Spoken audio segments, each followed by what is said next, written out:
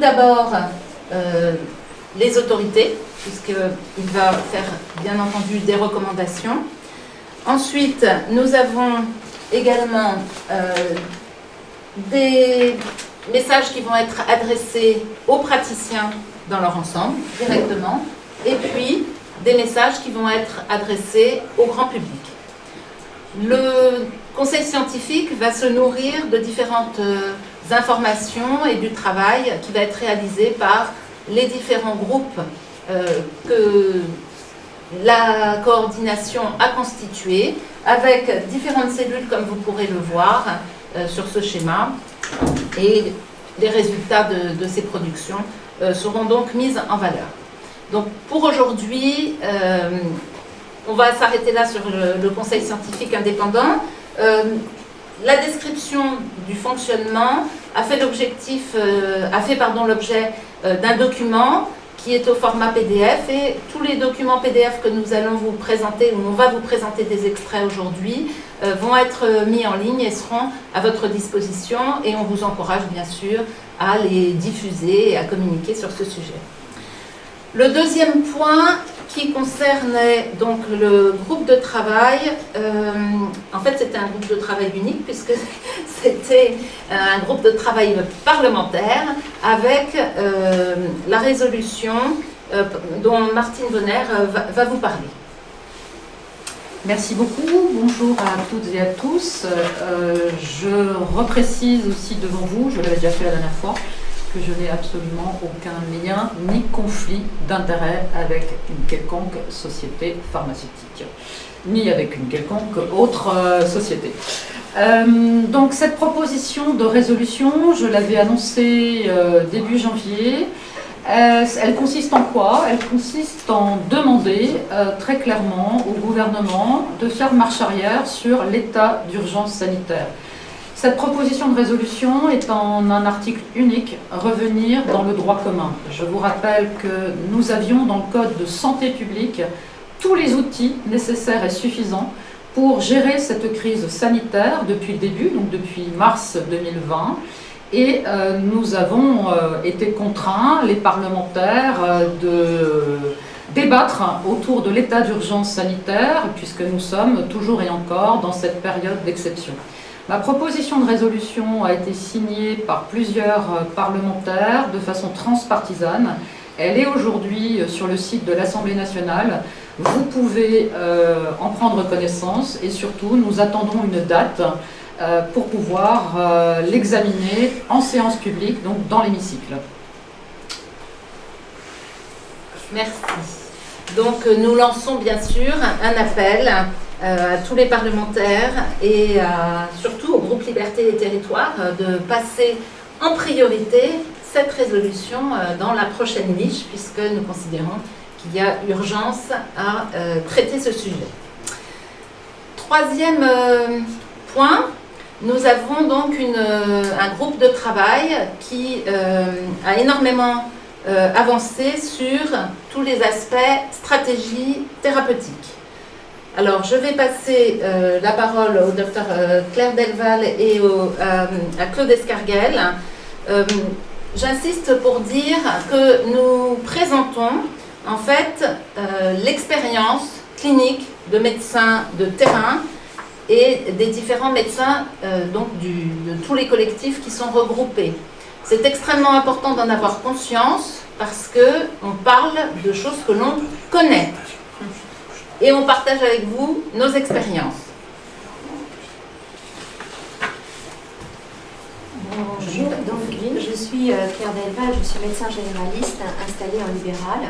Et depuis donc mars, les mains dans le cambouis, comme on dit, c'est-à-dire que vraiment au cœur du sujet de la prise en charge précoce des patients.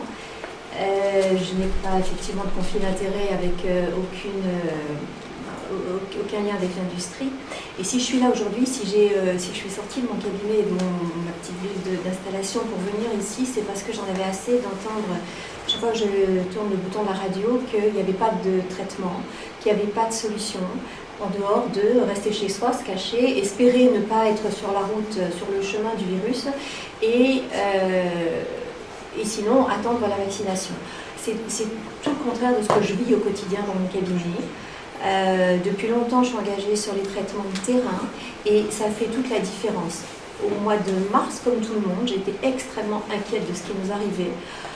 Fin mars, fin avril, ça a énormément changé quand on a vu l'évolution des patients qui étaient traités, quand on a vu on a commencé à se contacter avec tous les médecins de mon secteur, puis des secteurs de plus en plus grands, en disant mais on ne voit pas la même chose que ce qu'on entend à la télé. Qu'est-ce qui se passe dans mon cabinet? Quelle est la différence? Et on était surpris de l'évolution extrêmement favorable de certains patients qui étaient pourtant porteurs des facteurs de risque de complications qu'on connaît aujourd'hui. Donc cette notion de terrain est très importante et la notion de prévention est très importante. Donc dans ce groupe de travail, on a voulu pas uniquement parler des traitements précoces, donc Claude va vous détailler les traitements précoces, mais aussi de rappeler ce qu'on pouvait faire en prévention. Et donc on a partagé, comme on le partage avec nos patients, c'est sur mon bureau, voilà. On a partagé ce qu'on fait au quotidien dans nos recommandations, parce que c'est vrai qu'en prévention, on ne va pas dire la même chose à une personne âgée qui sort une fois par semaine pour faire ses courses ou à l'infirmier ou à l'ASH qui est en traitement, en traitement Covid. On ne va pas éventuellement dire la même chose à un EHPAD où il va y avoir 1 ou 2 cas qui va commencer ou à une personne qui est en bonne santé et qui travaille dans un endroit où peut-être il va rencontrer du public mais pas de gens malades. Donc il fallait adapter notre réponse à tous ces cas particuliers, c'est ce qu'on a essayé de synthétiser dans ce tableau. Je suis très sensible depuis longtemps à la phrase de Claude Bernard, le microbe n'est rien, le terrain est tout. Et vous avez bien vu qu'avec cette histoire de maladie Covid, les patients qui faisaient des complications avaient un terrain très particulier, que ce soit des problèmes de surpoids, des problèmes d'hypertension, des problèmes de diabète. Et sur ce terrain, on peut faire quelque chose.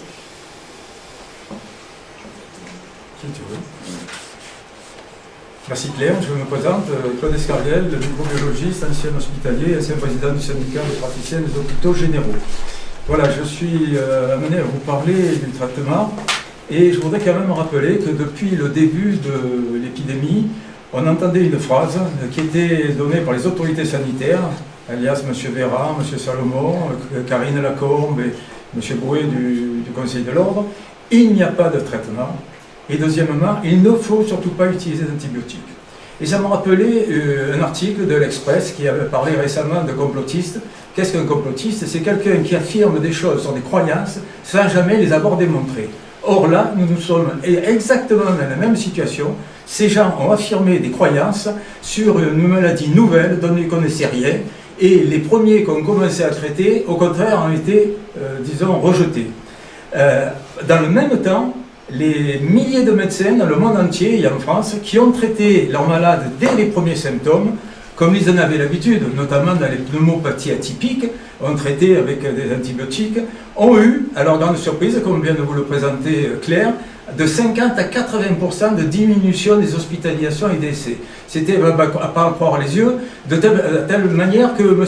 Jean-Jacques Epstein, qui a été un des premiers à signaler à la presse, a eu des écarts monstrueux entre hospitalisation et décès quand il ne traitait pas, et du jour où il s'est mis à traiter, il n'a eu plus aucun décès, pratiquement plus aucune hospitalisation. Et ce qu'on voudrait dire, c'est que ces traitements ramènent le Covid à peu près au niveau d'une grippe, c'est-à-dire avec une mortalité et une létalité qui ne nécessite pas de confiner et d'arrêter un pays tout entier. Et ce qu'il faut savoir, parce que c'est que seuls les médecins de ville sont capables d'être crédibles sur un traitement précoce, puisque c'est les seuls qui voient leurs malades pendant la phase virale. Or, c'est dans cette phase-là que le traitement est efficace. Dès que le malade traîne trop longtemps chez lui, comme il leur a été recommandé par les autorités sanitaires, de ne pas bouger, de prendre du Doliprane et d'attendre que ça se complique, malheureusement, ils en arrivent à la phase inflammatoire. Et à ce moment-là, à l'hôpital, on ne peut plus rien faire au niveau de la chute de la charge virale. Donc les traitements ambulatoires précoces ne sont plus efficaces. Donc tous les gens qui vous diront qu'en milieu hospitalier ça ne marche pas, je pense qu'ils ne peuvent être crédibles sur la validation ou l'invalidation de ce traitement.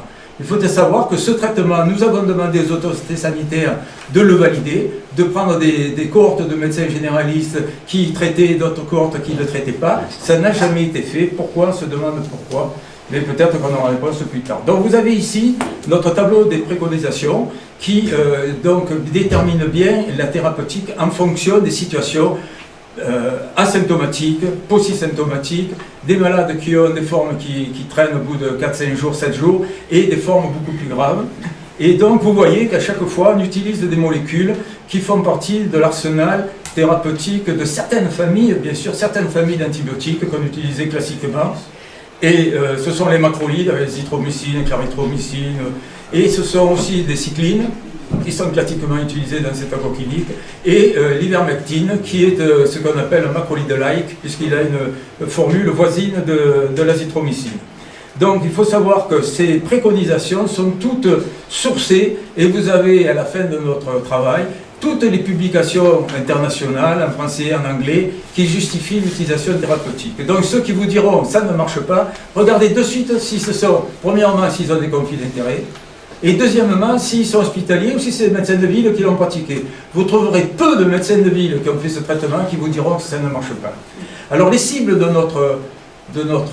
nos préconisations, ce sont d'abord bien entendu les patients, dans la mesure où on diminue les décès, les hospitalisations, c'est toujours positif pour les malades qui sont atteints de ce virus.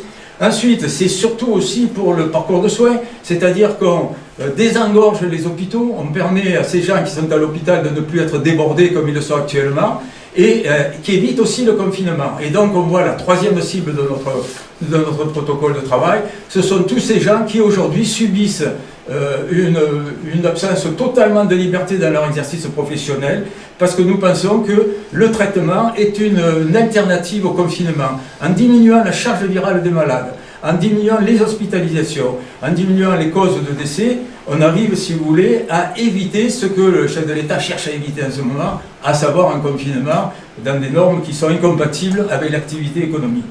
Donc voilà ce qu'on voulait vous présenter, et je pense qu'il faut tenir compte des médecins de ville uniquement dans la crédibilité de ces traitements. Je vous remercie. Merci. Donc pour tous les médecins qui pourraient nous écouter ou en tout cas recevoir ces tableaux, eh bien vous retrouverez un peu nos habitudes de fonctionnement avec des arbres décisionnels. Et comme Claude Escarguel vient de le souligner, tout est sourcé parce que nous sommes extrêmement interpellés par le fait qu'il y ait une négation de toutes ces publications internationales qui sont quand même, qui font référence. Et donc ça a été un gros travail, y compris pour les aspects de prévention qu'on connaît un petit peu moins, on va dire. Et tout est, voilà, vous avez mis toutes les références bibliographiques et merci pour ce gros travail. Claude Escarguel vient de rappeler également, et ça c'est message aux patients, gardez vos habitudes thérapeutiques, gardez vos habitudes de circuit de soins quand vous allez mal. Qu'est-ce que vous faites? Vous appelez votre médecin généraliste, votre médecin traitant, qui vous connaît le mieux, qui connaît vos comorbidités, qui connaît vos traitements et qui est le plus à même de vous soigner. Et on rappelle qu'on ne fait pas de test PCR comme ça, sans avoir été ausculté, hors prescription médicale, parce que cela amène à tous les désordres actuels. Donc c'est très important et ce PDF sera détaillé et mis en ligne parce que, à l'attention de nos confrères, nous avons également partagé l'expérience sur la surveillance et sur les protocoles thérapeutiques de façon médicalisée. Voilà un petit peu ce que l'on peut dire, mais qu'on ne vous présente pas là tout de suite. Le groupe de travail suivant, c'est le groupe sur la thématique des vaccins. Et c'est Vincent Reliquet qui va débriefer le travail du groupe. Bonjour à tous, Vincent Reliquet, je suis médecin généraliste, je suis aussi le rédacteur en chef du site msip.org qui s'occupe essentiellement de toutes les dysfonctions des systèmes médicaux et des produits de santé. Vous savez que la problématique vaccinale est un sujet mondial qui raidit toutes les certitudes. Néanmoins, le sujet est fondamental, donc il faut absolument l'aborder de manière sereine et peut-être alternative. Il faut bien comprendre qu'il il n'existe jamais de politique sanitaire, de nécessité sanitaire à un vaccin. On peut décider d'en faire une politique, on peut décider d'utiliser cette arme pour combattre une maladie infectieuse, mais on n'est absolument pas dans l'obligation d'utiliser les vaccins. Il faut toujours imaginer qu'on ne doit jamais oublier un critère essentiel en vaccinologie, c'est le rapport bénéfice-risque, c'est-à-dire quel est le risque que court le patient et quel bénéfice on pense pouvoir en tirer.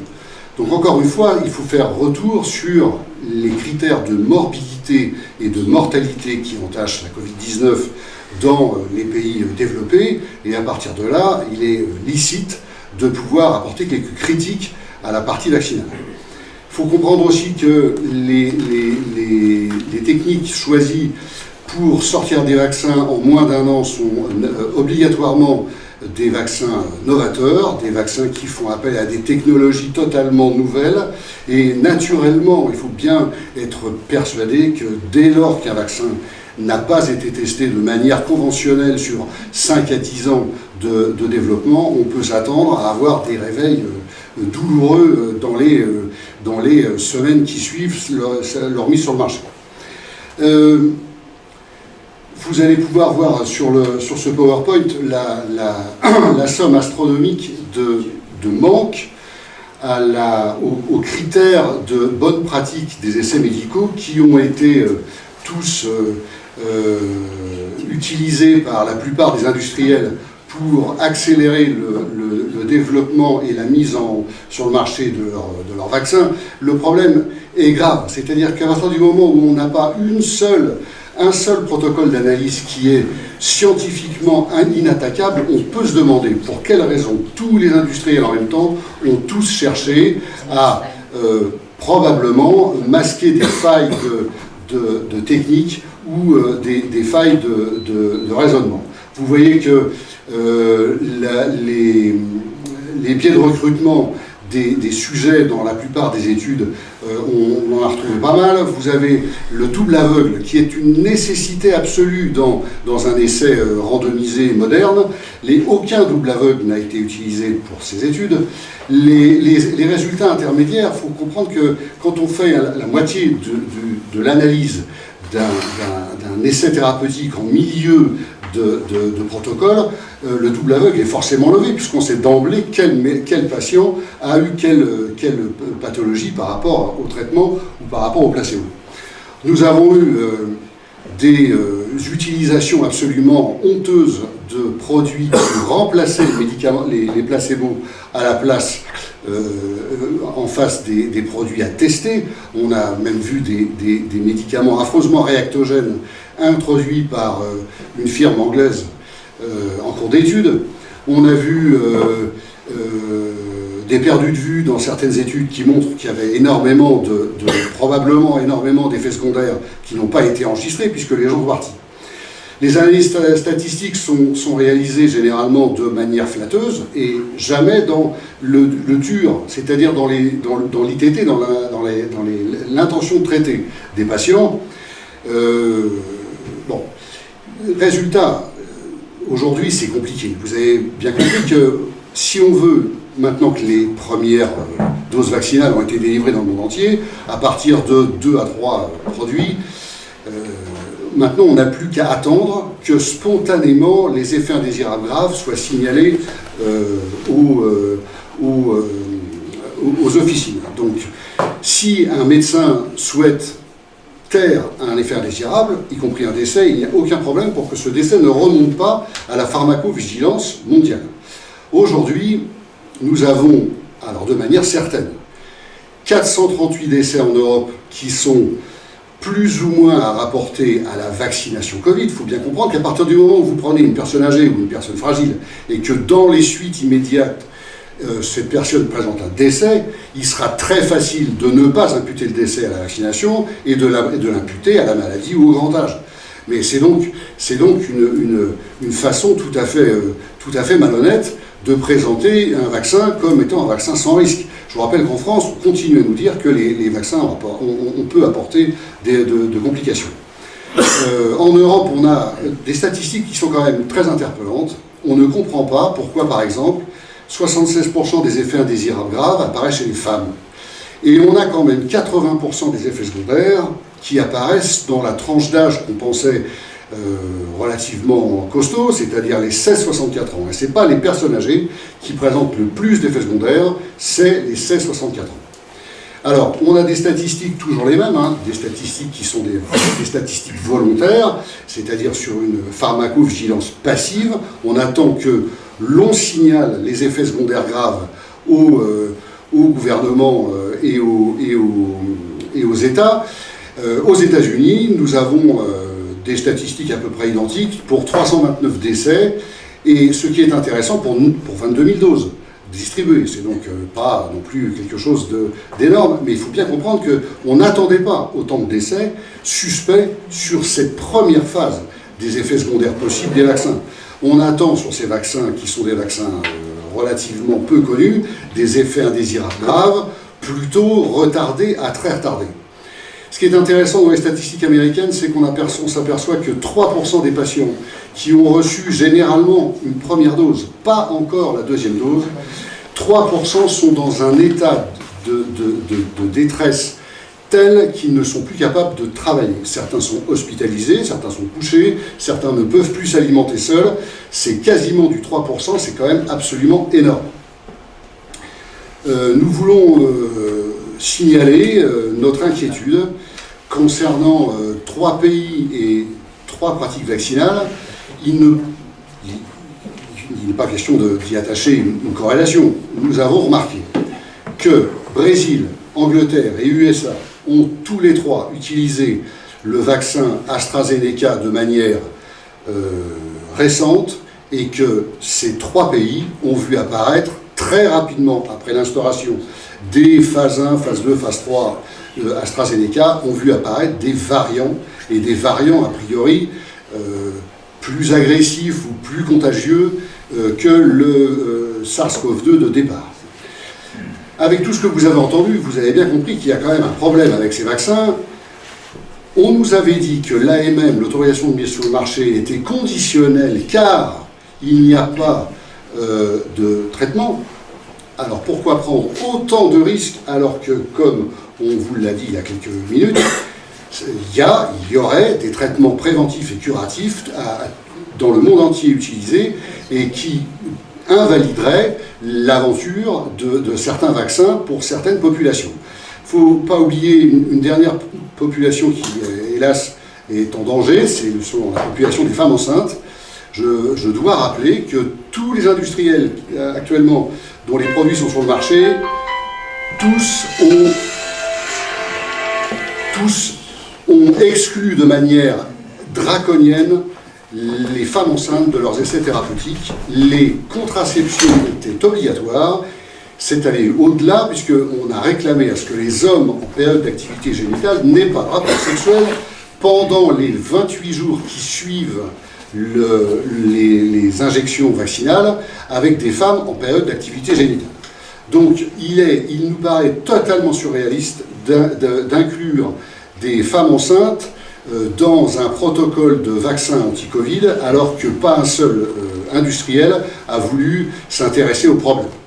Voilà, donc nous resterons extrêmement mobilisés sur ce qui nous reste, c'est-à-dire la surveillance des effets secondaires, la surveillance des mutants variants qui peuvent apparaître encore de manière régulière. Et vous l'avez bien compris, en France, nous n'avons pas commencé la vaccination à la deuxième dose, et nous craignons naturellement une kyrielle d'effets indésirables graves bien supérieure à la première vague de ce qu'on a repéré depuis maintenant 6 semaines.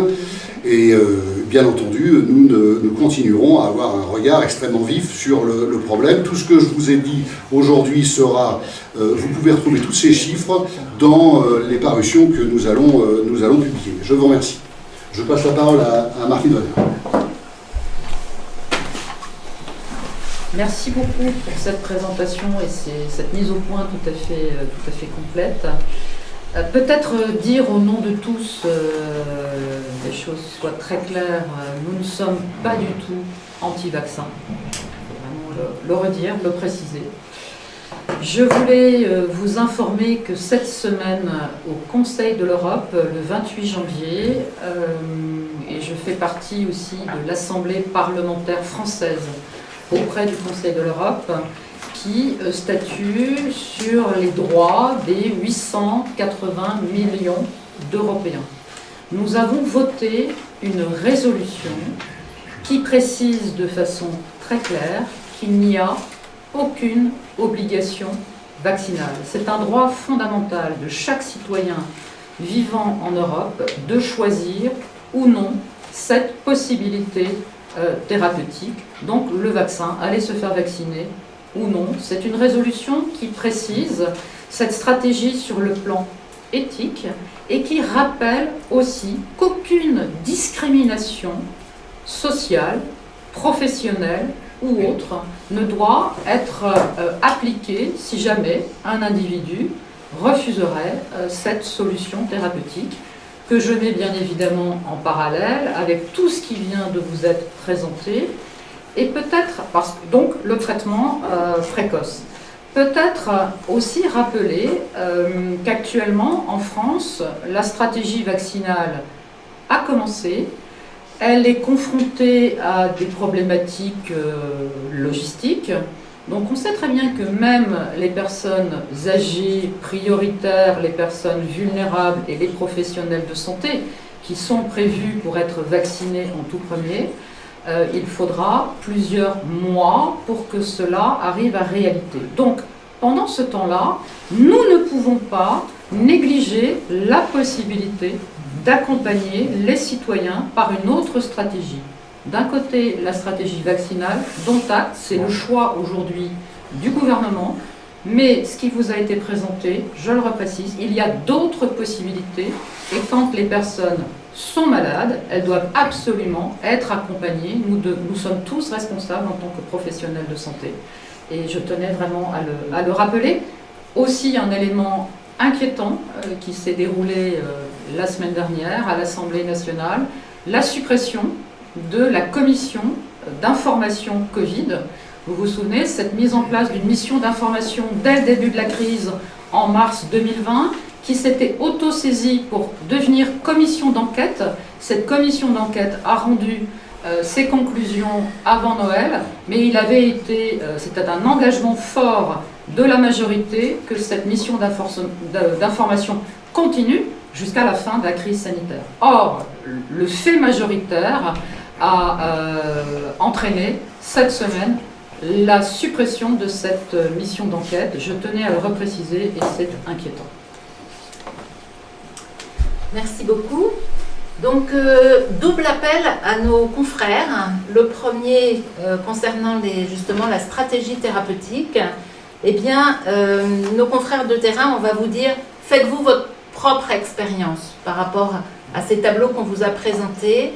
On sait que les médecins reçoivent des mails quotidiens de la Direction générale de la santé et de plein d'autres institutions pour dire ne faites pas ci, ne faites pas ça, etc.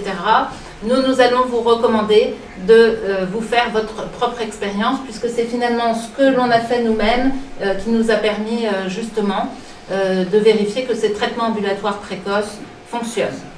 En matière de vaccins, par rapport à également nos confrères, nous avons insisté, et c'était donc sur la diapositive avant,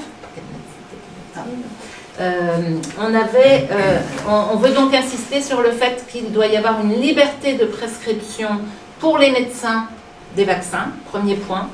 Deuxième point, liberté de choix pour les citoyens, mais des citoyens disposant d'informations suffisantes pour permettre un consentement éclairé. Et donc nous allons vous remettre ce PDF détaillé qui permet aux gens justement de réfléchir et d'avoir ces informations permettant un consentement éclairé en l'état actuel de la connaissance de la science.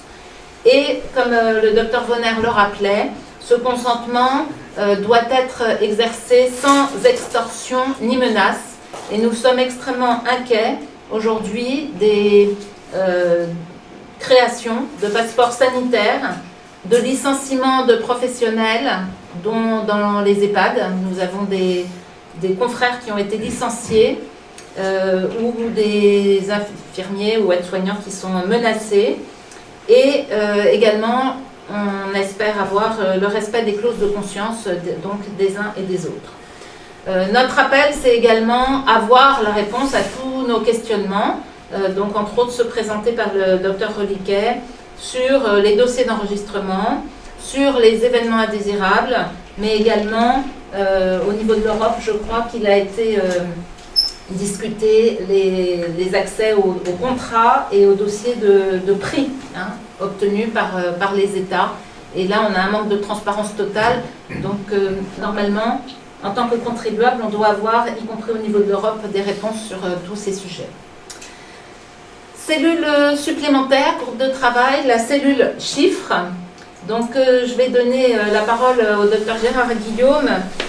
Cette cellule a tellement de travail qu'elle n'est pas en synthèse aujourd'hui, mais le Dr Guillaume va nous donner juste quelques petits éléments. Et le travail de la cellule chiffres sera entièrement présenté lors de la prochaine conférence de presse. Bien, bonsoir à tous, donc je suis Gérard Guillaume, je suis rhumatologue à Paris et ici dans ce collectif au titre de Bon Sens. Voilà, donc je vais vous présenter, vous exposer un petit peu là où on en est sur l'interprétation des chiffres parce que il est important de réaliser qu'une partie des propositions pour justifier l'état sanitaire actuel repose en partie sur les données chiffrées. Donc, si on ne comprend pas trop ces données chiffrées, on se laisse manipuler et vous allez voir que ces données chiffrées sont manipulables et sont manipulées. Donc, la première des choses qu'on vous dit, c'est que on fait des tests et plus on teste, alors plus on trouve de positifs.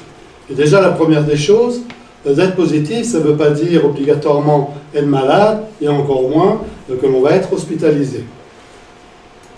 Donc, il s'agit, en analysant ces chiffres, ce n'est pas de ne pas minimiser l'ampleur de la crise, ni sa gravité, mais c'est d'essayer de rendre compte le plus objectivement possible des données et d'éclairer aussi sur le nombre d'hospitalisations, sur le nombre de sujets en réanimation, et ce qui permet d'avoir une idée assez précise du taux d'occupation des lits de réanimation. Alors, premièrement, les tests PCR qui sont utilisés, le nombre de tests positifs déclarés est un très mauvais critère de suivi de l'évolution de l'épidémie. Le test PCR, sans entrer dans les détails, ça permet de savoir si une personne est porteuse de matériel génétique SARS-CoV-2 et pour avoir une lecture de ce test, il va falloir amplifier avec des cycles ce génome, enfin c'est partie du génome, et plus il faut de cycles, plus cela veut dire que le virus est absent. Et voilà, donc, et ça c'est un problème important. Et ah oui, il n'y a pas j'ai pas de. Donc on voit d'une façon sur une diapo, vous aurez, je suppose, vous avez accès à ces diapos, qu'on voit qu'en fonction du nombre de cycles qui est utilisé, le taux de positif est extrêmement différent. Et ce qu'il faut savoir, c'est normalement, ce nombre de cycles doit être inférieur à 25, et en France, il est supérieur à 33, voire il dépasse 40, et c'est vrai que ça donne un taux de positivité qui est absolument gigantesque, et malheureusement, ce sont sur ces chiffres que le gouvernement va prendre ses dispositions pour organiser son état d'urgence sanitaire.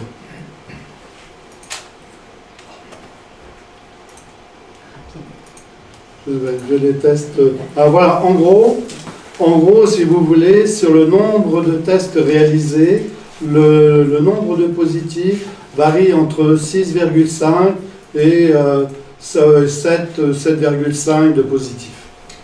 Je vais assez vite parce que Parce que ça fera l'objet d'une présentation. Oui, ça va être je vais assez vite sur les données les plus essentielles. Alors, ce qu'il faut savoir, et ça j'ai appris en faisant ce travail, parce que je tiens à préciser que, tout en n'ayant pas de conflit d'intérêt non plus, je ne suis pas ni épidémiologiste, ni statisticien, et que j'ai découvert un petit peu, en me plongeant là-dedans, comment fonctionnait Santé publique France, entre autres.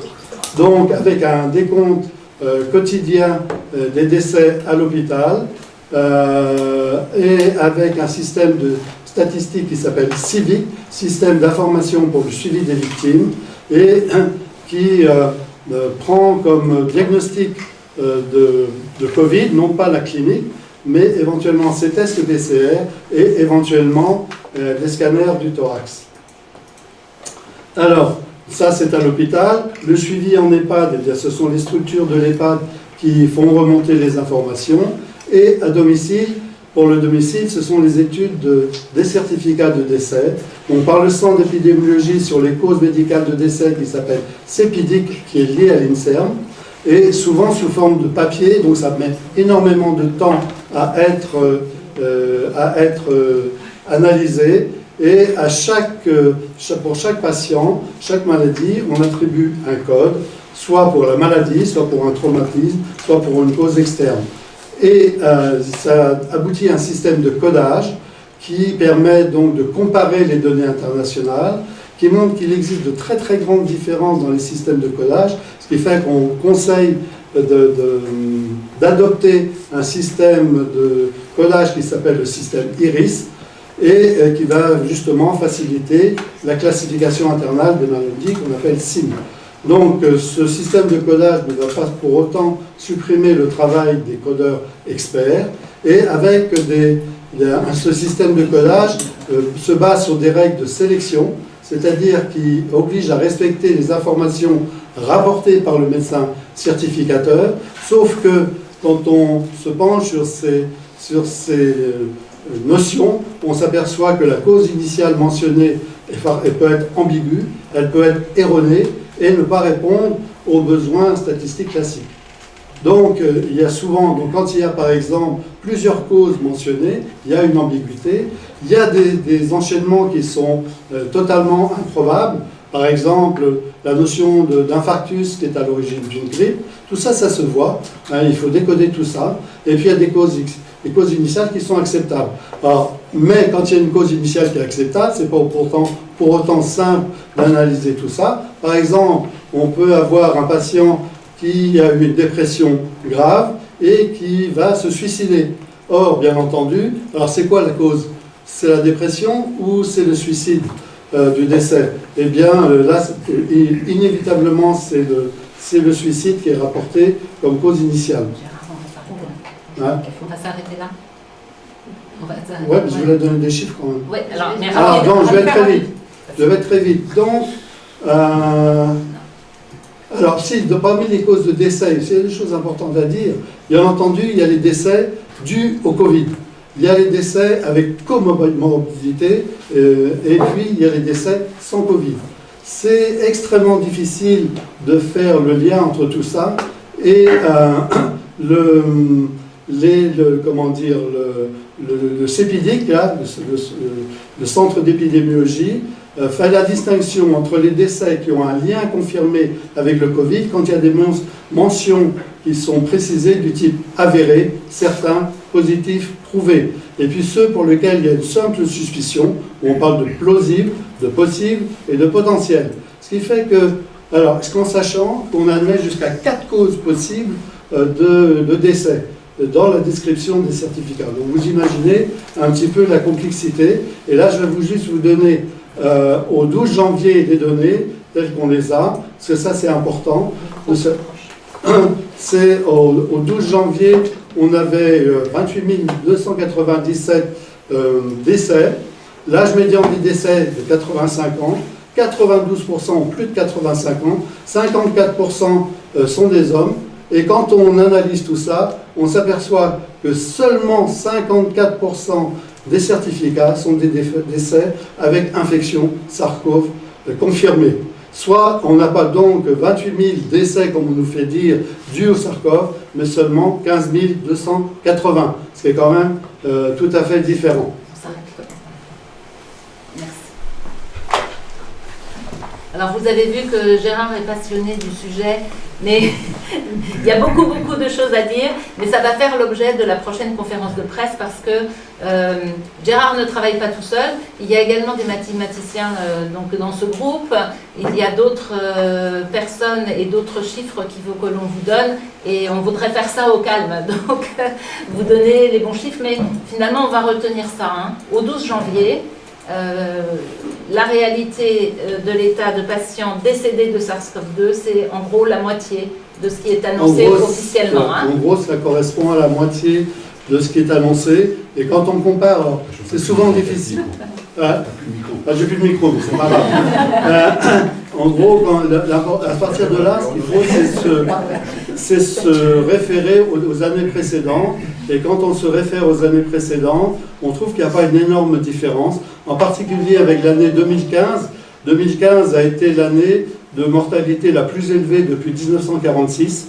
Il faut savoir que c'est l'époque maintenant des baby-boomers, dont on fait presque tous partie, voilà, et que ça crée une augmentation de la mortalité entre 2004 et 2005.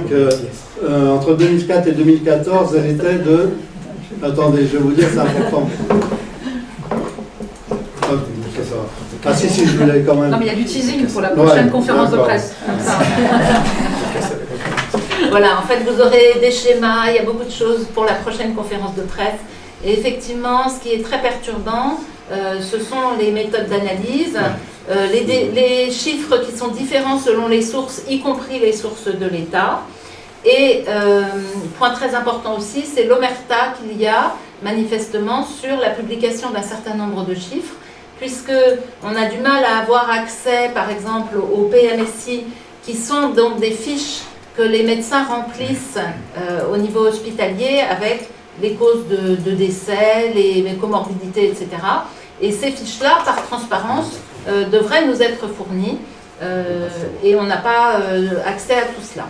Donc votre cellule creuse tous ces sujets et voilà, elle fera l'objet d'une grande communication avec beaucoup de diapositives et de schémas sur la prochaine conférence. Nous avions donc Louis Fouché qui était avec nous, qui devait mais malheureusement qui a dû prendre son train et donc je vais communiquer à sa place le sujet qui était le sujet suivant, c'est l'importance de l'information des populations.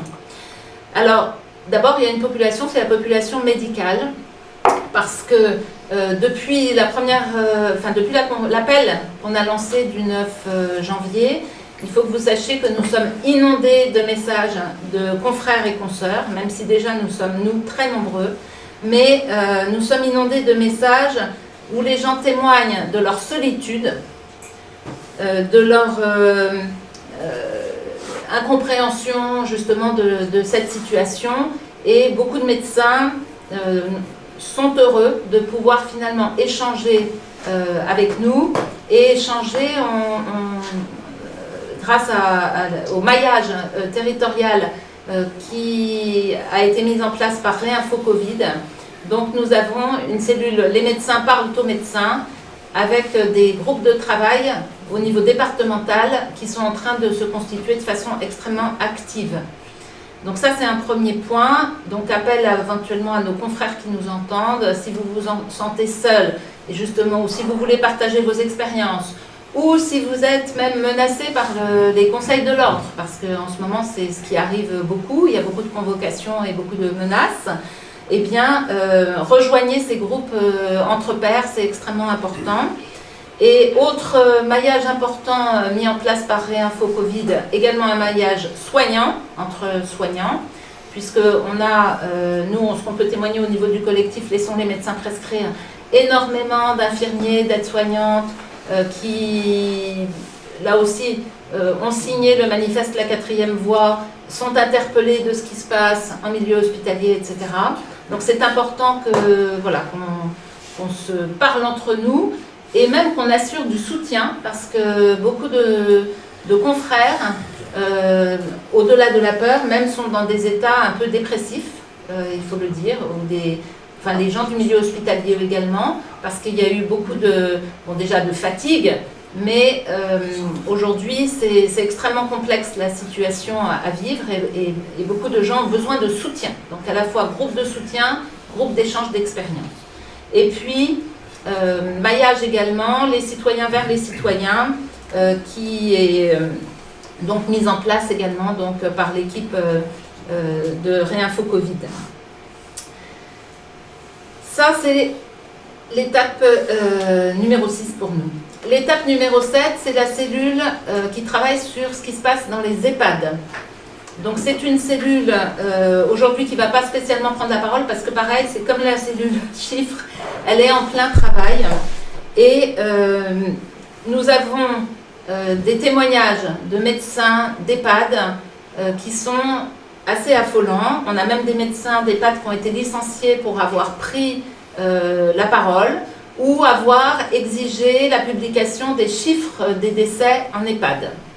Donc nous sommes pour le moment en train de creuser tous ces sujets et la cellule en EHPAD présentera lors de la prochaine conférence de presse à la fois un aspect historique avec un maximum de chiffres sur ce qui s'est passé depuis 11 mois dans les EHPAD et également des témoignages par rapport à ce qui se passe avec la campagne de vaccination, les injonctions, à la fois le manque de choix, le non-respect de choix des médecins dans les EHPAD, mais également des témoignages de familles de patients qui, pour certains, beaucoup de patients dans les EHPAD sont sous tutelle.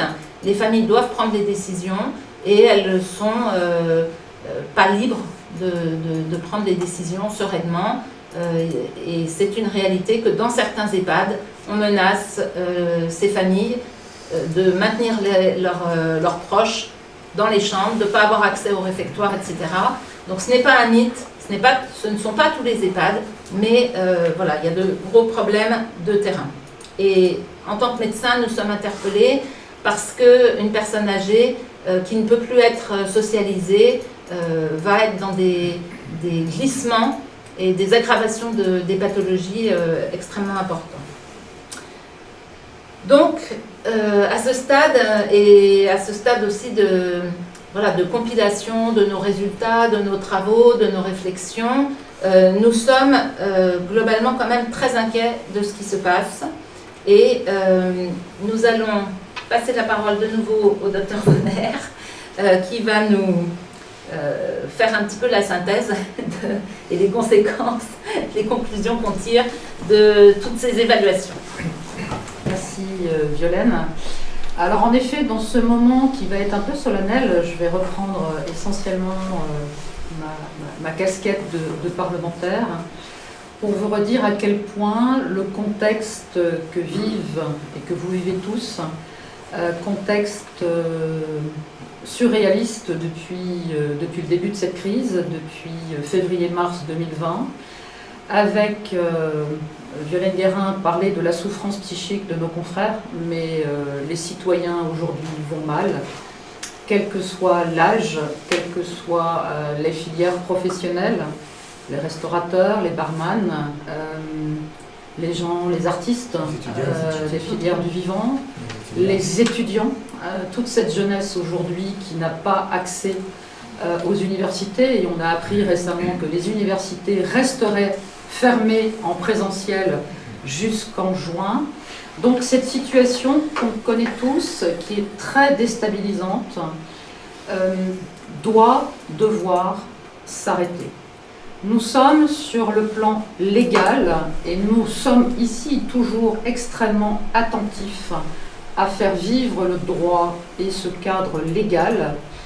Sur le plan de la législation, je vous le rappelle, depuis le 23 mars 2020, nous fonctionnons en France sous un régime d'exception, le régime de l'état d'urgence sanitaire, qui a glissé tout doucement avec tous ces épisodes itératifs de confinement, de déconfinement, de couvre-feu à horaires variables, d'autorisation de déplacement et j'en passe, véritablement vers un état d'urgence sécuritaire. L'Assemblée parlementaire, aujourd'hui, dysfonctionne totalement sous ce régime d'état d'urgence et la démocratie, je pèse mes mots, est véritablement bafouée depuis 11 mois en France. En tant que parlementaires, nous ne pouvons pas, dans notre travail quotidien, qui est celui de l'évaluation et du contrôle de l'action du gouvernement, agir comme on devrait le faire, puisqu'il y a, pour des mesures sanitaires, un fonctionnement à 50% de présence des parlementaires. Ce que nous avons l'habitude de faire aussi, c'est d'aller défendre nos amendements. Et là, vous avez bien compris que l'état d'urgence sanitaire qui est en train d'être prolongé jusqu'au 1er juin, tout se passe en commission des lois. Et dès que vous n'êtes pas commissaire aux lois, comme moi qui suis commissaire aux affaires sociales, nous ne pouvons pas aller défendre les amendements. Et au fond, nous sommes élus et nous sommes la représentation des citoyens sur les territoires. Donc aujourd'hui, j'aimerais faire un appel véritablement très solennel vis-à-vis de mes collègues parlementaires, de tous mes collègues parlementaires, de façon transpartisane, quelle que soit la couleur, quel que soit le groupe politique, pour une motion de censure, article 49.2 du gouvernement.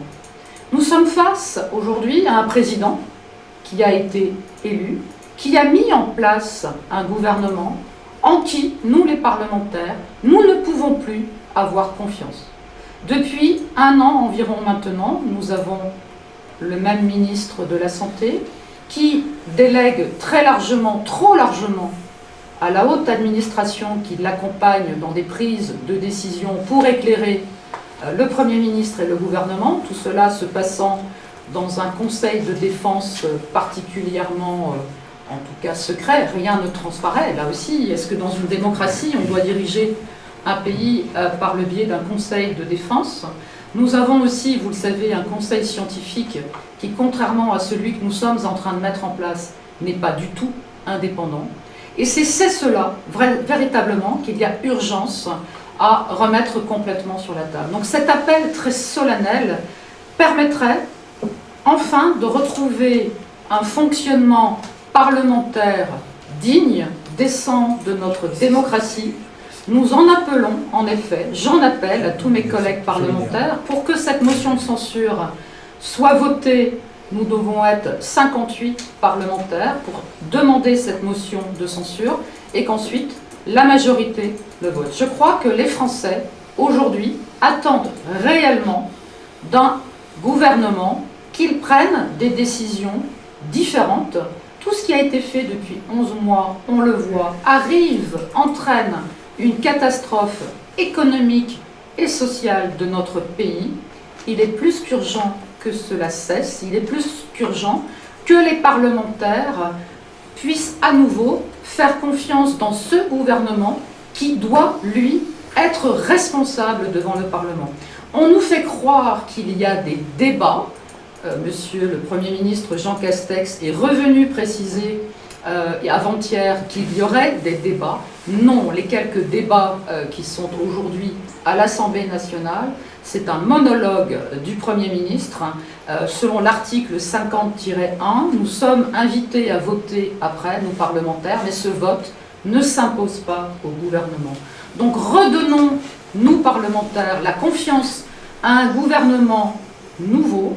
Redonnons, permettons de nouveau aux Français, à tous les Français, d'avoir confiance dans ce gouvernement pour aller vers un avenir beaucoup plus serein. Donc un appel pour une motion de censure 49.2. Merci, Dr Vonner. Alors je précise, et puis Claude Escarguel me rappelle de bien le préciser, mais c'était bien notre intention, de dire que tous les collectifs de cette coordination santé libre sont solidaires de cette proposition du docteur Vonner et elle nous paraît extrêmement importante puisque, comme vous l'avez compris, tout ce qui est présenté de façon assez brève, mais que vous pourrez revoir dans toutes ces présentations qu'on mettra en ligne, nous sommes très surpris et même pire, de ce que l'on peut nommer quand même une incompétence dans la gestion de cette crise, et en particulier des recommandations faites aux médecins. Dernier point, avant ensuite de vous donner la parole pour des questions, eh bien, on ne change pas les médecins, et en tout cas de terrain, et sans conflit d'intérêts. Notre préoccupation actuelle, c'est effectivement la santé des gens, à la fois la santé des citoyens qui ont retardé leur diagnostic, les gens qui sont toujours maintenus dans la peur. Hein. Il y a des citoyens qui ne sortent pas aujourd'hui et on fait extrêmement peur avec les variants, etc. Au passage, je vous rappelle que les variants, ce sont des mutations qui sont tout à fait classiques en matière d'infection virale. Hein. On connaît ce genre de mutations, et c'est même pourquoi les virus mutent souvent, c'est parce que justement on s'immunise contre une forme classique et qu'eux, il faut qu'ils se mettent en survie quelque part. Les variants répondent parfaitement bien, pour tous ceux qu'on connaît en tout cas pour le moment, au traitement ambulatoire précoce que on vous a présenté. Donc ça, c'est important. Et en dehors de ces aspects de souffrance médicale et psychique, on a besoin de prendre soin de soi et de prendre soin des autres. Et nous avons donc une dernière action qui est une prescription de sport sur ordonnance. L'objectif, c'est justement de prendre soin de la population, et nous allons communiquer dans la semaine qui arrive beaucoup plus de détails sur cette action qui va débuter dimanche prochain, et nous invitons la population tous les dimanches de 11h à 11h45 sur tous les territoires, y compris, nous étions ce matin également en travail en visioconférence avec nos collègues des territoires d'outre-mer, de réaliser donc une séance sportive sur tous ces territoires. Nous allons donc lancer l'opération dimanche 7 février, et vous aurez plus d'informations dans la semaine. Elle rentre pour nous dans le cadre du sport sur ordonnance, et on va mettre en ligne cette ordonnance justement qui va symboliser cette action. Et nous allons donc appeler la population à prendre soin d'elle tous les dimanches de 11h à 11h45. On ne vous en dit pas plus pour le moment. La suite dans des informations dans la semaine, avec l'endroit, les villes dans lesquelles cette opération va être lancée pour commencer. Et après, on espère que dans toutes les villes de France, cela se passera. On va s'appuyer à la fois sur tout le maillage de nos différents collectifs, avec donc des médecins, bien sûr, des professionnels du sport et de la culture, puisque ce sport se pratiquera en musique. Et nous allons inviter également les étudiants, et vous verrez par quel biais on va les inviter à rejoindre ce projet, et également les restaurateurs, parce que vous savez qu'après une bonne séance de sport, eh bien, il faut avoir une petite collation, et l'objectif, c'est de justement remettre du lien dans la population, et en particulier dans toutes ces groupes professionnels qui sont à l'heure actuelle extrêmement maltraités par toutes les mesures sanitaires qui sont mises en place. Voilà ce que nous voulions vous dire de première intention, et finir sur cette note positive qui est essayons aussi de tous nous retrouver et de remettre du lien, puisque toutes ces mesures qui sont mises en place, distanciation, etc., nous éloignent les uns des autres, et ce n'est pas ça l'humanité. Merci beaucoup de votre attention, et on vous laisse poser les questions que vous souhaitez.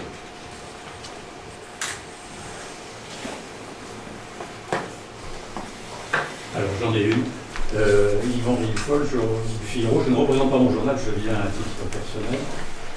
par curiosité, et je voudrais savoir quelle explication politique, idéologique vous donnez à votre marginalisation. Est-ce que d'ailleurs vous ne l'instrumentalisez pas un peu avec ces petits comités que vous organisez? Et ma question plus généralement est de savoir si vous aviez invité la presse généraliste, toute la presse, et sinon, pourquoi n'avez-vous pas fait? Et une autre question également, pour être plus rien à voir, est-ce que sur le confinement lui-même, est-ce que vous êtes diamétralement opposé au confinement? Est-ce que vous avez, parce que je ne vous ai pas bien clairement entendu vous prononcer sur le confinement lui-même? Je vais répondre sur déjà les invitations. Ça fait 11 mois qu'on travaille et qu'on essaye de travailler avec la presse. On a, en tout cas en ce qui concerne, je parle pour le collectif Laissons les médecins prescrire que je représente. Nous avons énormément édicté de communiqués de presse, d'invitations, et on va dire qu'on a été invité assez souvent en début de crise pour représenter une parole différente, et que, en tout cas, certains journalistes par la suite ont voulu nous inviter, que beaucoup de rédacteurs en chef ont annulé des rendez-vous. Et on salue, en tout cas ici aussi, les responsables d'une autre presse, hors média mainstream, on va dire, qui, en revanche, est à l'écoute et relaye nos informations ou pratique des interviews tout à fait positives et intéressantes. Donc, pour ce qui est d'aujourd'hui, nous avons invité physiquement un certain nombre on va dire, de journalistes ou de presse qui nous font confiance. Quand on dit confiance, ça veut dire qu'ils donnent la parole et font leur travail de journaliste. L'idée, c'est d'avoir du débat. De façon générale, dans cette crise aujourd'hui, il n'y a plus beaucoup de débats par rapport à tout ce que l'on peut dire, en tout cas.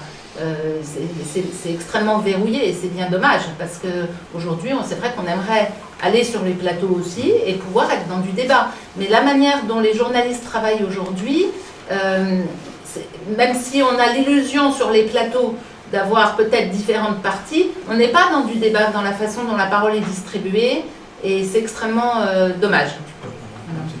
Si vous me permettez, je pense que vous avez tort de ne pas avoir invité plus de journalistes. Alors, attendez. Oui, nous avons invité beaucoup de généralistes, et moi je vous donne mon expérience personnelle concernant les alternatives à l'absence de traitement actuel.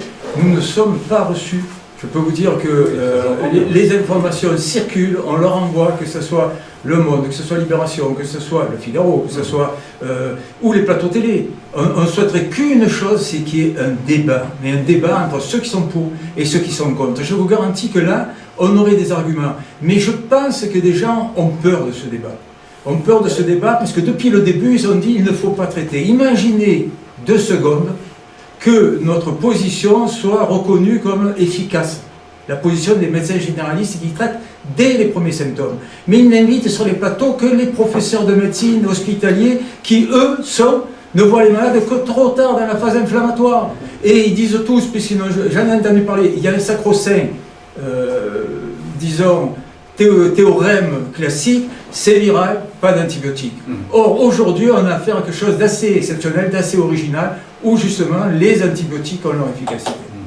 Et quant au problème de groupe, je peux vous garantir, comme on en a parlé tout à l'heure, que dans ce collectif, il y a déjà 2 centres de gauche et de droite, et si vous voulez, c'est un peu comme le Conseil national de la résistance. Voilà. D'où l'appel de la chanson qui était, rappelez-moi la chanson. Danser encore? Non. Ami entendu. Ami entendu, voilà. Ami entendu. Oui, avant de donner la parole au docteur Bonner, nous avons invité en présentiel un certain nombre de personnes, aussi pour des raisons logistiques, et en visioconférence, plus de 320 journalistes, je crois, et je pense qu'il doit y avoir une personne en ligne qui est une journaliste néerlandaise. Alors en effet, je vous remercie d'avoir répondu à mon invitation. Peut-être une précision, puisque nous avons, quelques-uns d'entre nous, fait au départ différents plateaux, médias, etc. Des journalistes de médias mainstream ont été très clairement menacés de licenciement s'ils continuaient à nous inviter. C'est absolument dramatique, ce qui veut bien dire, et je pointe le doigt sur ce danger d'une forme de dictature de la pensée, mais quand dans un pays on ne peut pas encourager les débats, ça devient très inquiétant. Et j'ai particulièrement apprécié la posture récente dans un média audio du professeur Emmanuel Hirsch, qui appelle à une forme d'états généraux, un peu comme il y a eu pour la bioéthique, mais les états généraux de la Covid, qui permettraient aussi sur tous les territoires qu'il y ait de véritables débats avec les citoyens, parce que les citoyens sont demandeurs. Ils ne comprennent pas. Ils voient très bien qu'il y a cette fuite en avant aujourd'hui de cette stratégie, et encore plus, donc le seul Graal serait le vaccin. Or, on sait qu'aujourd'hui, il y a énormément de choses à proposer et que le vaccin n'est pas prêt d'arriver, puisque les rendez-vous pour la première vaccination, je vais parler du territoire Grand Est, les quelques personnes qui avaient pris rendez-vous, notamment pour début février, on les rappelle, tout cela est annulé et les rendez-vous sont reportés à fin avril. Donc pendant ce temps-là, les patients qui seraient malades, on n'aurait rien à leur proposer. C'est dramatique. Donc il faut que les personnes qui vont pouvoir regarder cette conférence de presse, que les personnes soient patients ou nos confrères professionnels de santé, puissent entendre qu'il y a d'autres solutions qui ont été éprouvées, dont il y a toute la revue scientifique qui est fournie, et qu'on peut faire autrement. Il y a une voie différente, la quatrième voie, qui est celle de la thérapeutique précoce, ambulatoire. Oui, monsieur Ruffol, votre question sur le confinement, moi, elle m'intéresse beaucoup. Ça prouve que dans votre esprit et dans l'esprit de nos dirigeants, dans la mesure où il n'y a rien à faire sur le plan de la santé publique avant que les gens soient malades. Il n'y a rien à faire au moment où les gens seront malades et on jettera la pièce en l'air pour savoir qui fera un Covid sévère et qui fera un Covid non sévère. Je pense que dans une optique de réflexion comme celle-là, évidemment, le confinement, il vient tout seul.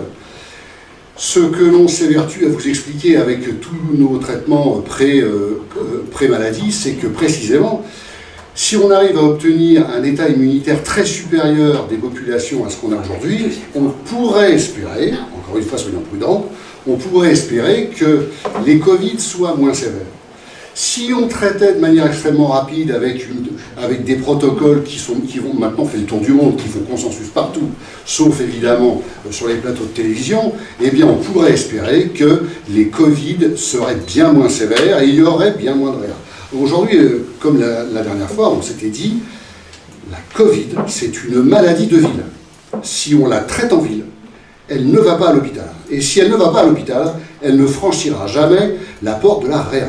Pourquoi attendons-nous toujours que des patients soient malades, puis ensuite qu'ils soient graves, puis ensuite qu'ils soient en réa, pour dire « ah, la Covid est grave ». Si on traite en ville, c'est un travail de généraliste, c'est un travail de base, c'est un travail de canton ou de ruralité ou d'arrondissement. C'est cette optique-là qu'on doit avoir en tête, et il n'y a plus de confinement si on a moins peur et si on traite immédiatement. Voilà. On en revient à une grippe. Dans les statistiques de létalité, on retombe avec un traitement ambulatoire au niveau de la létalité de la grippe. Il faut savoir que le seul hôpital qui a fait un traitement ambulatoire précoce, c'est l'IHU de Marseille. Et donc l'IHU de Marseille a eu 0,5% de létalité, comme les médecins de ville ont à peu près entre 0,2 et 0,5, et alors que la létalité nationale est à 2,4. Et encore, la létalité nationale explore des patients qui sont asymptomatiques, alors que les médecins de ville ne voient que des malades symptomatiques. Donc le rapport de létalité devrait être encore beaucoup plus grand si eux exploraient dans la législation nationale que des malades qui ont des signes cliniques. Je passe la parole à Claire. Non. Ouais, au niveau des hôpitaux, il n'y a pas eu que l'IHU qui a fait ce type d'approche. Précoce. C'est parce que tu es du Sud. Voilà, c'est marseillais quand même. Voilà. Mais il faut savoir que donc, le professeur Perron à Garches avait également traité rapidement. Et ce qu'il faut savoir, parce qu'on ne parle pas de l'hospitalisation privée. Hein. Or, l'hospitalisation privée, ce sont beaucoup de structures qui ont soigné. Je peux donner l'exemple, par exemple, de l'Institut Montsouris à Paris. Et renseignez-vous justement sur ces structures qui ont pris en charge les gens et qui continuent de prendre en charge les patients si besoin. C'est important parce qu'on nous dit l'hôpital public est en tension. Oui, forcément, plus on diminue les lits tous les ans, bah forcément on crée la tension. Mais pour rassurer aussi les populations, c'est important de leur dire vous pouvez vous diriger dans l'hospitalisation privée si besoin. Voilà. Et les prix sont même d'hospitalisation privée coûtent moins cher à la sécurité sociale souvent.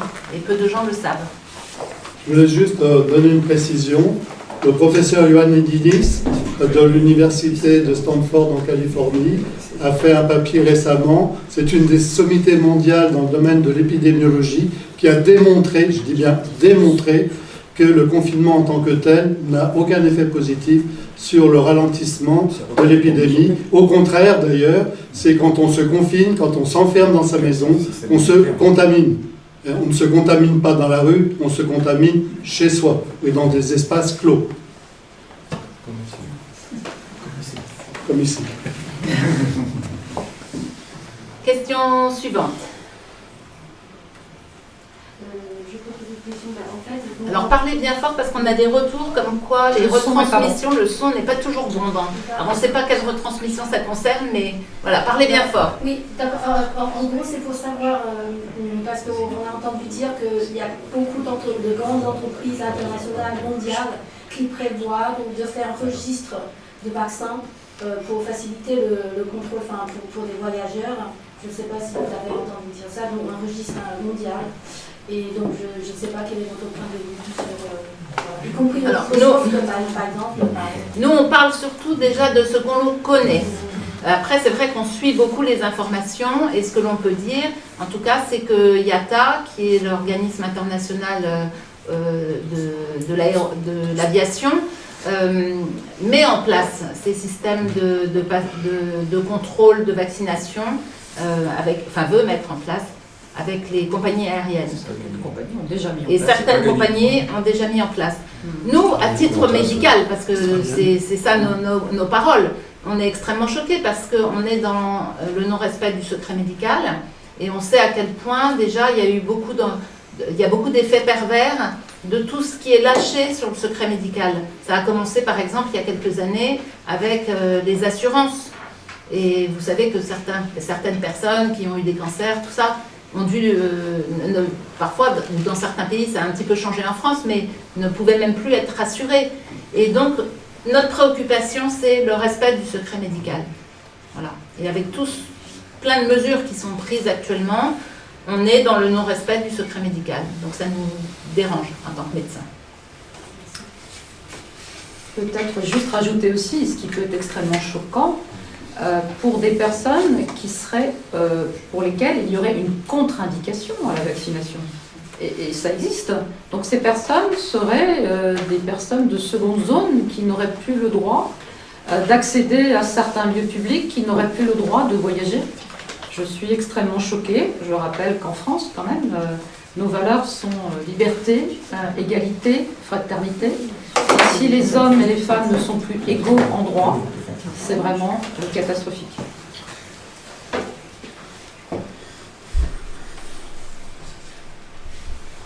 Question suivante. Il y a eu un projet de loi de décret pour, on va dire, museler les médecins le 16 décembre. Dans les différentes cellules, je n'ai pas entendu une cellule qui traiterait de cet élément d'expression. Vous avez entendu parler, Dr Guérin, sur la liberté de prescrire.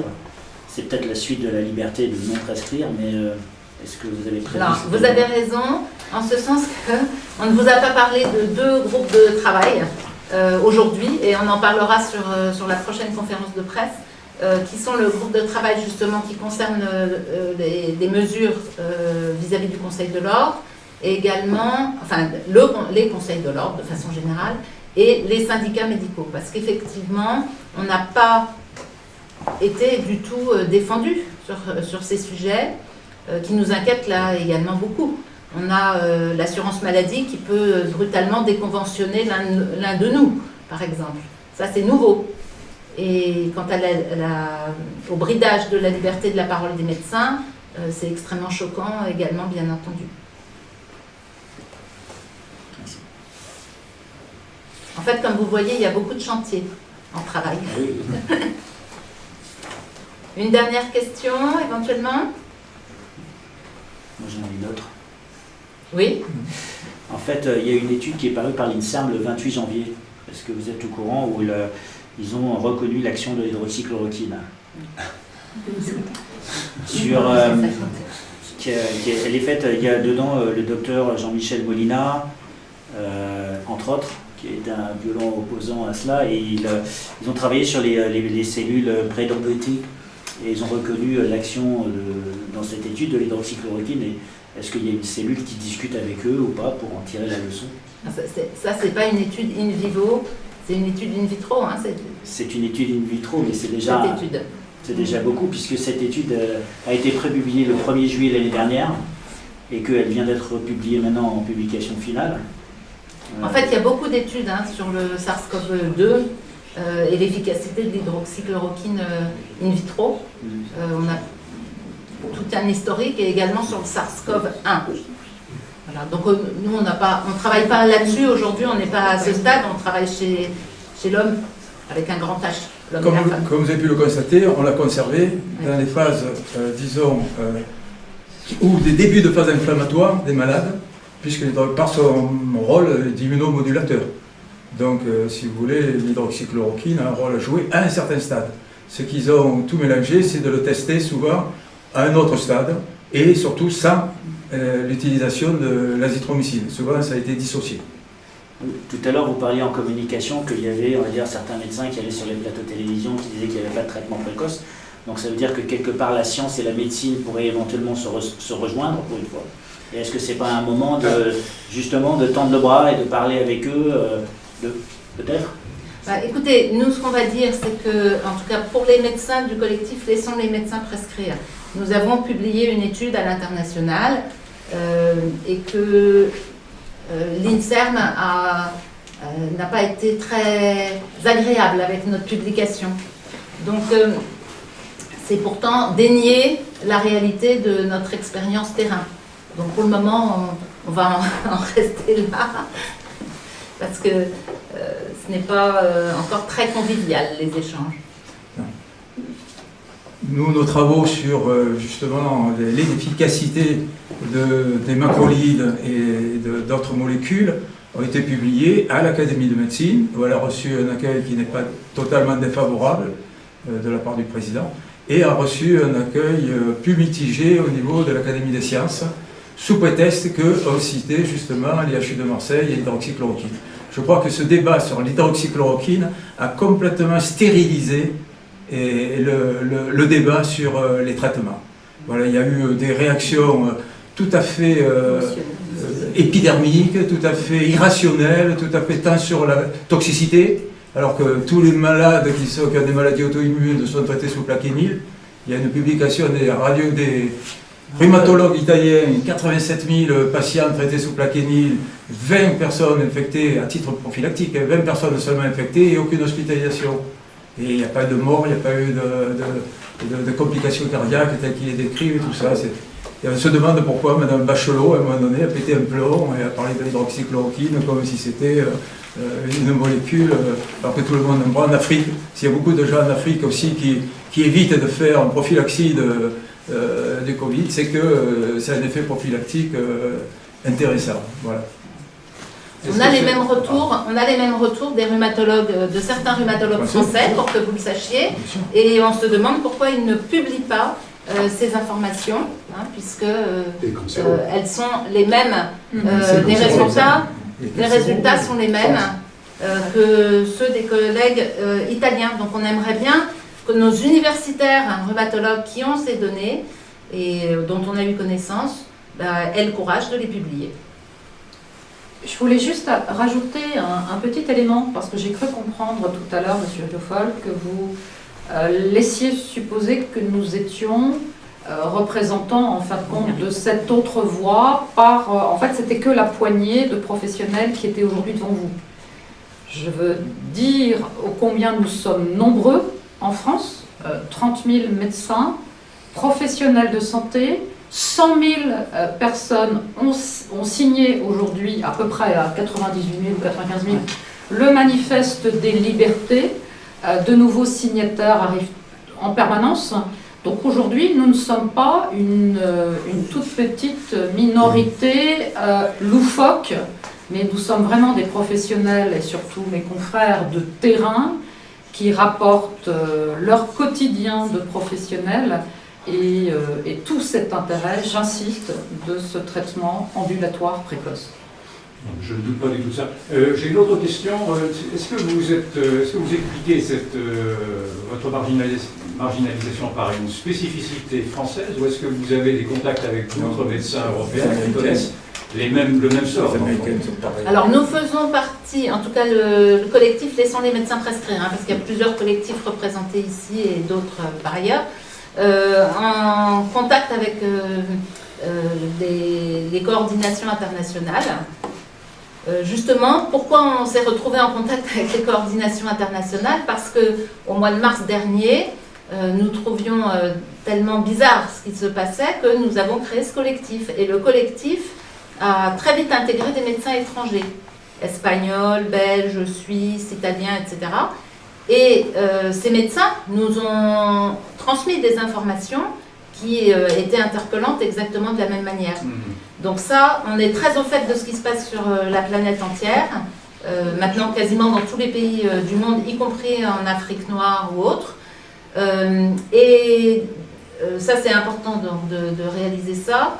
Et je voulais dire, j'ai perdu le fil par rapport... Je vais donner... Donc les médecins étrangers ont également cette même réticence face à une sorte de pensée ce que je voulais... Oui, bien sûr. Et ce que je voulais dire... Alors les médecins de terrain étrangers, parce qu'on est exactement dans les mêmes clivages. En revanche, c'était ça, j'ai retrouvé le fil de votre question, c'était, on a quand même une spécificité française, parce qu'il n'y a pas eu de pays, à part la Chine, où les médecins chinois ont été très proactifs pour proposer différents schémas thérapeutiques, et avaient d'ailleurs commencé à publier et partager leur expérience. Mais la France, c'est un cas particulier, effectivement, parce qu'à partir du moment où l'IHU a fait des premières publications et des propositions, c'est pas ce qui s'est passé dans beaucoup d'autres pays. Donc là, on est un pays particulier par rapport à ça. Oui. Je donne la parole à Dr Bonner et après nous sommes, je veux insister, nous sommes aussi très particuliers en termes de privation de droits fondamentaux. Parce que peu de pays ont voté un état d'urgence sanitaire. Et là, nous sommes dans un régime d'exception que peu ont copié, en fait. Et c'est pour ça que j'appelle véritablement à cette responsabilité des parlementaires pour que nous puissions en sortir le plus rapidement possible. Est-ce que vous savez le nombre de pays qui ont voté un tel état d'urgence? Quasiment pas. Quasiment pas. Enfin, je pourrais vous donner cette information précise, mais a priori, enfin, chaque pays, bien sûr, d'autres pays ont un fonctionnement qui est moins démocratique au quotidien que le nôtre. Par contre, des pays qui ont véritablement accompagné toutes les mesures par un changement de la loi aussi profondément que la France, je pense qu'on bat tous les records. Pour revenir à d'autres pays, nous avons travaillé en collaboration, puisqu'il y a un professeur américain et un professeur africain qui font partie des présidents d'honneur de notre association Azitro d'hospitalisation. Ils ont le même problème. C'est-à-dire qu'en gros, c'est les hospitaliers qui sont habitués à leur classique raisonnement, c'est assez viral, pas d'antibiotiques, ont été désarçonnés par le fait que des antibiotiques puissent marcher. Et la France se retrouve dans une situation assez exceptionnelle. C'est un concours de circonstances qui a fait que, quand on a interdit l'hydroxychloroquine, un nombre de médecins ont continué qu'avec azithromycine Z et ont eu des résultats surprenants. Et ce sont ces résultats surprenants qui ont engendré toute notre réflexion sur l'éventualité d'autres complices, on appelle ça association de malfaiteurs, dans le traitement de la Covid. Voilà, c'est un concours de circonstances qui en France a fait que l'azithromycine et les macrolides sont en tête de liste. Mais par contre, les médecins de ville des autres pays, vu la consommation d'azithromycine dans le monde entier, est devant l'hydroxychloroquine. Je crois qu'elle est dépassée que par le doliprane, je veux dire, en termes de consommation. Voilà, nous allons vous remercier d'avoir été là et nous mettrons donc à votre disposition les PDF dans leur intégralité parce que là vous avez eu quelques extraits des groupes de travail qui ont finalisé une tranche de leur travail à ce jour. On va vous remercier beaucoup d'avoir été là et de relayer ces informations parce que c'est très important. Et on va finir donc sur cette note plutôt joyeuse, c'est-à-dire qu'il est important tous qu'on se remette en lien. Il est important que les patients retournent vers leur médecin traitant, ne se fassent ausculter s'ils ont des symptômes, parce que quand on reste tout seul sans voir de médecin, c'est là où on peut se dégrader et c'est là où on peut finir en réanimation, effectivement, si on n'est pas ausculté. Et les antibiotiques, c'est vrai qu'on en entend souvent parler comme activité antibactérienne, mais des antibiotiques in vitro très clairement démontrent une activité antivirale également. Donc c'est important de retenir ça parce qu'en France, en tout cas, on stigmatise beaucoup les antibiotiques. Et moi, j'aime rappeler que plutôt que de stigmatiser les médecins dans leur prescription d'antibiothérapie, attaquons-nous déjà à tous ces antibiotiques qui sont mis dans l'industrie agroalimentaire, dans les élevages d'animaux, etc. Parce que c'est ça qui crée les résistances et je ne pense pas que ce soit les prescriptions des médecins qui soient au cœur du sujet. Voilà. Merci beaucoup.